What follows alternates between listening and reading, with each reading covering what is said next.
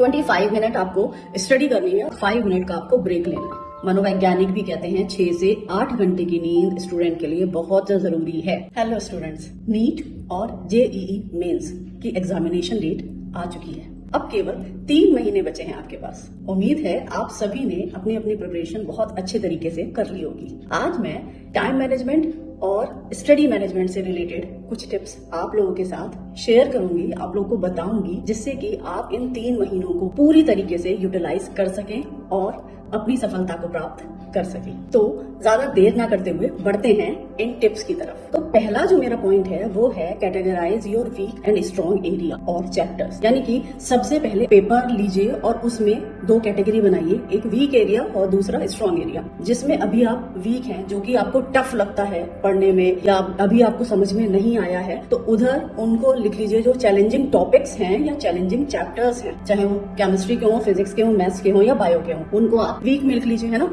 और स्ट्रॉन्ग, जिनमें आपको महारत हासिल है या जो आपके बहुत अच्छे से तैयार हो चुके हैं, वो स्ट्रॉन्ग में लिख लीजिए। दूसरा जो पॉइंट है वो है identify your most productive time, यानी कि आपका जो सबसे ज्यादा प्रोडक्टिव टाइम। अब प्रोडक्टिव टाइम क्या होता है? हम सारे इंडिविजुअल बीइंग्स हैं, सब अलग अलग हैं। सभी का जो प्रोडक्टिव टाइम है ना, वो सब अलग अलग होता है। प्रोडक्टिव टाइम यानी कि वो आवर्स, वो घंटे या वो टाइम जब आप सबसे ज्यादा एनर्जाइज होते हैं, सबसे ज्यादा फोकस्ड होते हैं और आपका कॉन्सेंट्रेशन भी उसमें सबसे ज्यादा होता है। और इस टाइम पे आप लोगों की जो क्रिएटिविटी है वो भी चरम पे होती है। एग्जाम्पल के लिए मैं अपना ही एग्जाम्पल आप लोगों को दूंगी। जैसे मेरा जो पीक प्रोडक्टिव टाइम है वो है इवनिंग का। इवनिंग में जो मोस्ट प्रोडक्टिव है मेरा है 4 to 8, यानी कि शाम के 4 बजे से लेकर 8 बजे तक। तो सभी का अपना अलग अलग होता है। तो ये आपको आइडेंटिफाई करना है अपने लिए।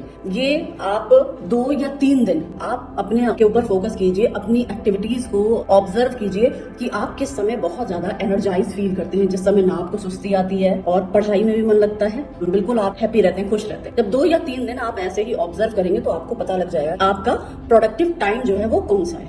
मॉर्निंग है, नून है, या फिर इवनिंग है, या फिर नाइट है। नाइट का भी मैं एक एग्जांपल आपको दे सकती हूँ। मेरी एक फ्रेंड थी, जब मैं पढ़कर सो जाती थी, जब मैं अपने कॉलेज डेज की बात कर रही हूँ, एग्जाम्स होते थे, तो जब मैं पढ़ के सो जाती थी तब उसका पढ़ना स्टार्ट होता था। वो 12 बजे से लेकर 2 बजे तक या 3 बजे तक लगातार पढ़ती रहती थी। उस समय पढ़ने के बाद फिर वो सो जाती थी और अर्ली राइजर नहीं थी, उठती थी आराम से अपने 8-9 बजे तक। तो कुछ का नाइट टाइम भी होता है। तो ये आप ऑब्जर्व कर लीजिए। आपने अपना वीक एरिया और स्ट्रॉन्ग एरिया कर लिया कैटेगराइज। फिर आपने अपना प्रोडक्टिव टाइम भी देख लिया कि आप किस समय ज्यादा फोकस्ड रहते हैं, किस समय आपका कंसंट्रेशन पावर जो है वो सबसे ज्यादा होती है। जो आपके वीक एरिया है, जो वीक टॉपिक्स अभी आपके रह गए हैं या वीक चैप्टर्स जो आपके रह गए हैं, उनको कब पढ़ना है?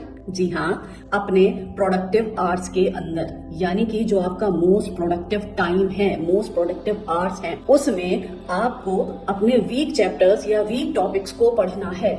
और मैं गारंटी के साथ ये कह सकती हूँ कि जब आप इसमें पढ़ेंगे ना, अपने प्रोडक्टिव टाइम को ऑब्जर्व करके उसमें जब अपने जो चैलेंजिंग चैप्टर्स हैं उनको जब आप पढ़ेंगे, तो वो आपको इतने इजीली समझ में आ जाएंगे कि आपको लगेगा यार ये तो इतना इजी था। तो एक बार आप खुद को ऑब्जर्व कीजिए और फिर उसमें अपने जो वीक टॉपिक्स हैं, जो चैलेंजिंग चैप्टर्स हैं, उनको लर्न करना स्टार्ट कीजिए। बाकी जो आपके थोड़ा प्रोडक्टिव है या जो नॉर्मल एवरेज टाइम होता है, उसमें आप अपने जो स्ट्रॉन्ग चैप्टर्स हैं उनको रिवाइज करते रहिए। बढ़ते हैं अपने तीसरे पॉइंट की तरफ। तो हमारा तीसरा पॉइंट है सेट रियलिस्टिक गोल्स। यानी कि आप अपना जो भी गोल सेट कर रहे हैं, देखिए अभी आपके पास सिर्फ 3 महीने का समय है, तो आपको गोल जो सेट करने हैं वो डेली बेसिस पे करने हैं। अब डेली बेसिस में मैं बहुत से बच्चों को देखती हूँ कि वो अनरियलिस्टिक जो है वो सेट कर लेते हैं। अनरियलिस्टिक मीन कि एक दिन में 3 चैप्टर में कंप्लीट कर लूंगा या कर लूंगी, या एक दिन में 2 चैप्टर्स केमिस्ट्री के मैं निपटा दूंगी। ये अनरियलिस्टिक है। दूसरा जो मैं मेजर आप लोगों की मिस्टेक देखती हूँ, वो देखती हूँ कि क्रैमिंग, जो ऑब्जेक्टिव्स हैं मल्टीपल चॉइस वाले, उनको क्रैमिंग जब आप स्टार्ट करते हैं तो वो भी अनरियलिस्टिक गोल सेट कर लेते हैं। कितना बेटा कर लिया आपने? तो कह रहे हैं कि मैम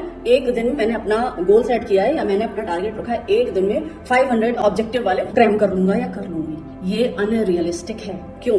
ये आप सेट कर लिया, ठीक है। उन बच्चों का होता क्या है, 4-5 दिन तक तो वो चलते हैं, लेकिन 4-5 दिन के बाद वो उसको फॉलो नहीं कर पाते कंटिन्यूअस। क्यों? देखिए, हम सब लोग ह्यूमन बीइंग्स हैं, हम किसी कारखाने की मशीन नहीं है, है ना, कि हम इतना पढ़ सकते हैं या इतने इतने घंटे हम बैठ सकते हैं, 500 डेली हम क्रैम कर सकते हैं क्वेश्चंस। ये नहीं है, ये अनरियलिस्टिक गोल है। रियलिस्टिक गोल सेट करना है। रियलिस्टिक गोल, फॉर एग्जांपल मैं आपको बता रही हूँ, अगर आप मल्टीपल चॉइस वाले क्रैम कर रहे हैं या उनको याद कर रहे हैं, तो आप एक दिन में 100 या 100 से 150 क्वेश्चंस इजीली आप कर सकते हैं और उनको 24 आवर्स के बीच में आपको रिवाइज भी करना है, तभी वो आपके माइंड में पक्का होगा। रियलिस्टिक बनाए कि मैं डेली के 100 क्वेश्चंस या 150 क्वेश्चंस डेली के लगा रहा हूँ या लगा रही हूँ मैम, वो आप कंटिन्यू फॉलो कर पाएंगे। और चैप्टर का अगर मैं एग्जाम्पल एक आपको दूं तो अगर आप प्रोडक्टिव आवर्स में अपने जो डिफिकल्ट चैप्टर्स हैं वो कर रहे हैं तो बेटा एक चैप्टर को अच्छी तरह पूरा पढ़कर कंप्लीट करके उसके ऑब्जेक्टिव्स करने में 2 दिन कम से कम आप लगाइए, तो जाकर वो आपको समझ में भी आएगा और एग्जाम टाइम पे याद भी रहेगा। मई में जो आपके चैलेंजिंग चैप्टर्स हैं उनका एक चैप्टर को 2 दिन में कंप्लीट करना अपना सेट कीजिए, अपना गोल बनाइए या अपना टारगेट रखिए, ठीक है, कि उसमें आपने पूरा थॉरोली जो चैप्टर है या टॉपिक है पढ़ा, उससे रिलेटेड जो क्वेश्चंस है उनको किया। नेक्स्ट है अवॉइड ओवरलोडिंग। टाइम टेबल इतना स्ट्रिक्ट सेट कर लेते हैं कि नहीं, उन्हें अगर 24 आवर्स है ना तो 25 आवर्स उनको पढ़ना ही है।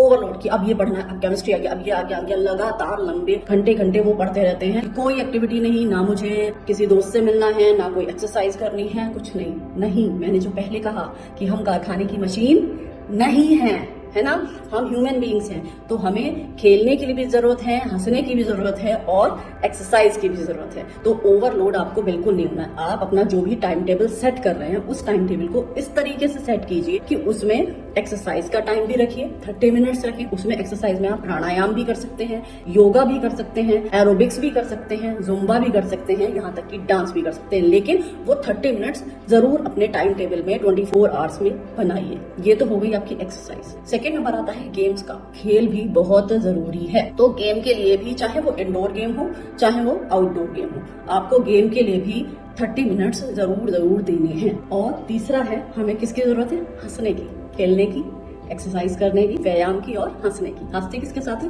दोस्तों के साथ। तो 30 मिनट्स आप 24 आवर्स में जरूर उसमें ऐसा सेट कीजिए कि आप आधे घंटे थोड़े हंस लें अपने दोस्तों के साथ गपशप करने की। उसमें गपशप में ये है कि हल्का, बहुत ज्यादा टेंस ये भी नहीं करना है कि सिर्फ पढ़ाई की बातें करनी है, ये भी नहीं करना है कि बिग बॉस में क्या चल रहा है या महाकुंभ में क्या हो रहा है। उन सबसे सोशल मीडिया से दूर रहना है। ये नहीं है कि फ्रेंड्स के पास नहीं जा रहे तो सोशल मीडिया पे जा रहे हैं, नहीं, फालतू की चीजें देख रहे हैं, वो आपको नहीं करना है। अब इन तीनों चीजों से होता क्या है, अगर आप लगातार पढ़ेंगे ना, जब ओवरलोड हो जाता है तो क्या होता है, ओवरलोड हो जाता है तो बॉडी जो है उसमें स्ट्रेस आ जाता है। जब बॉडी में स्ट्रेस आ जाता है तो माइंड में भी स्ट्रेस जाता है। जब माइंड में स्ट्रेस जाएगा तो क्या होगा, एंजाइटी भी आएगी और ओवर थिंकिंग भी आएगी। तो क्या आप इन ओवर थिंकिंग, एंजाइटी, स्ट्रेस के साथ स्टडी कर पाएंगे, नहीं कर पाएंगे ना। तो इसलिए आपको रिलैक्स रहने के लिए गेम्स, एक्सरसाइज में स्ट्रेचिंग एक्सरसाइज आप जरूर रखिएगा, ठीक है। गेम से, एक्सरसाइज से, दोस्तों के साथ थोड़ा टाइम बिताने के साथ से, उससे क्या है, आप हैप्पी रहेंगे। जब हैप्पी रहेंगे तो ब्रेन क्या रिलीज करेगा, हैप्पी हार्मोन आएंगे तो ब्रेन रिलैक्स होगा और बॉडी भी रिलैक्स होगी। और जब आप रिलैक्स होंगे तो आप फोकस्ड स्टडी कर पाएंगे। नेक्स्ट है इंक्लूड ब्रेक्स, यानी कि जब आप पढ़ रहे हैं ना तो पढ़ाई के बीच में ब्रेक को जरूर इंक्लूड कीजिए। उसके लिए सबसे अच्छा जो इस समय है, 3 महीने जो आपके पास बचे हैं, इसमें सबसे अच्छा है पोमोडोरो टेक्निक। तो पोमोडोरो टेक्निक को आप यूज कीजिए। पोमोडोरो टेक्निक क्या है, बहुत से बच्चों को आप में से पता होगा और जिनको नहीं पता है उनको मैं एक्सप्लेन कर देती हूँ एक बार। पोमोडोरो जो टेक्निक है उसमें कहते हैं कि 25 मिनट आपको स्टडी करनी है और 25 मिनट के बाद 5 मिनट का आपको ब्रेक लेना है।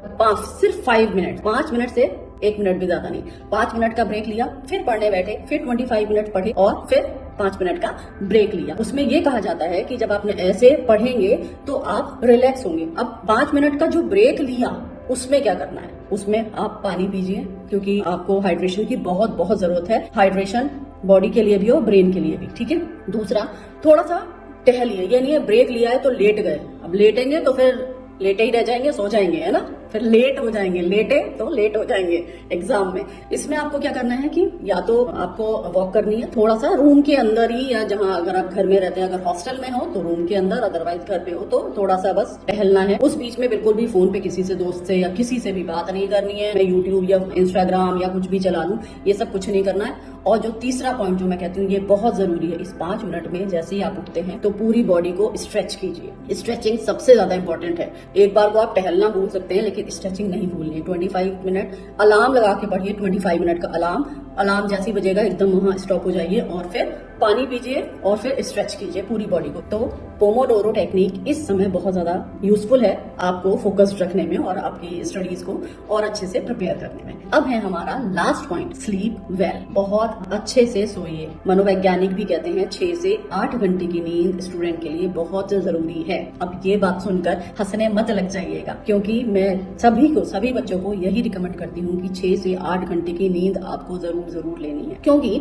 अगर आप 6 से 8 घंटे की प्रॉपर नींद नहीं लेंगे तो फिर वही स्ट्रेस आएगा आपके माइंड में। होता है क्या, बहुत से बच्चे होते हैं कहते हैं सो तो बाद में लेंगे, अभी पढ़ लेते हैं। तो वो क्या होता है, लगातार वो पढ़ रहे हैं, उससे क्या होगा, पढ़ने से और नींद कम लेने से हमारा माइंड जो है ना वो थक जाता है। सबको पता है हम सोते क्यों हैं, अपनी थकान दूर करने के लिए, अपने ब्रेन की और अपने बॉडी की थकान दूर करने के लिए। तो उसके लिए हमारे ब्रेन के लिए सबसे अच्छी है 7 घंटे की नींद आप लीजिए। अगर आप नींद नहीं लेंगे तो क्या होगा, आपका ब्रेन थकेगा। ब्रेन जब थकेगा तो क्या आप थके ब्रेन के साथ बैठकर पढ़ाई कर सकते हैं? नहीं ना। तो आपने प्रोडक्टिव एरिया अपना निकाल लिया, उसमें अपने वीक जो आपके चैप्टर्स हैं उनको पढ़ रहे हैं। क्या थके ब्रेन के साथ हो पाएगा? जिसमें आप स्ट्रांग हैं, अगर उन्हीं को आप क्रैम करने बैठ गए या उन्हीं को आप दोबारा रिवाइज करने बैठ गए और आप बिल्कुल थके हुए हैं, तो क्या आप उनको सही से पढ़ पाएंगे? नहीं पढ़ पाएंगे ना। तो इसलिए बहुत जरूरी है नींद जो है वो प्रॉपर लीजिए। तो ये थे मेरे कुछ टाइम मैनेजमेंट से रिलेटेड और स्टडी मैनेजमेंट से रिलेटेड कुछ टिप्स। इन सबको आप फॉलो कीजिए और सफलता की सीढ़ियों पर चढ़ते जाइए। तो मिलते हैं नेक्स्ट वीडियो में, तब तक के लिए ऑल द बेस्ट।